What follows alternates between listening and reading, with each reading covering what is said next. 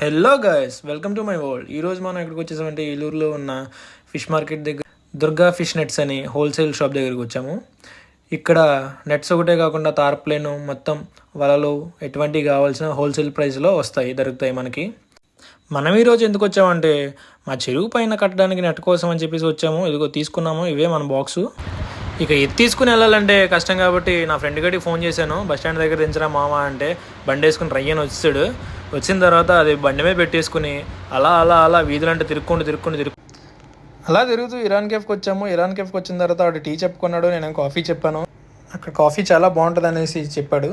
So try చేసాము. అదిగో ఒక టీ ఇచ్చేసాడు. సో నా కాఫీ వేడివేడిగా ట్రై చేస్తున్నాడు, రెడీ చేసి ఇచ్చేసాడు.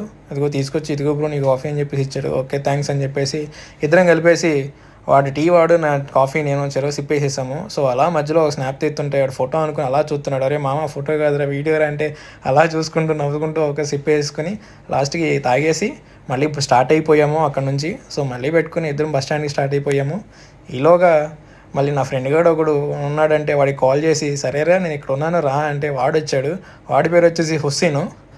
ఇదిగో వీడే హుస్సేన్ అంటే వచ్చాడు. ఆఖరికి వచ్చిన వాళ్ళు స్టాండ్ వేస్తుంటే ఇది కింద పెట్టి మా వాడు స్టాండ్ ఇరిగిపోయింది.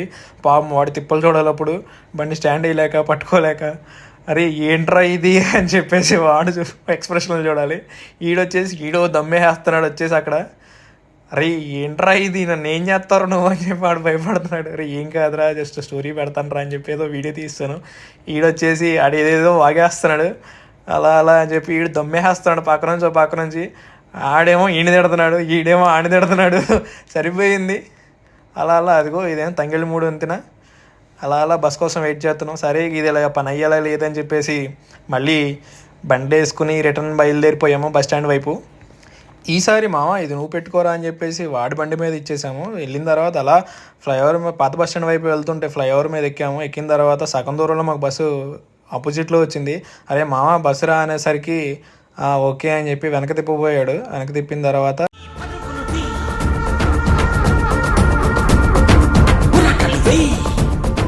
అలా పరుగులు తీసుకుంటూ ఎలా అయితే ఫైనల్గా చేసేసి బస్ అయితే ఎక్కేసాను. సేఫ్గా ఇంటికి రీచ్ అయిపోయాను.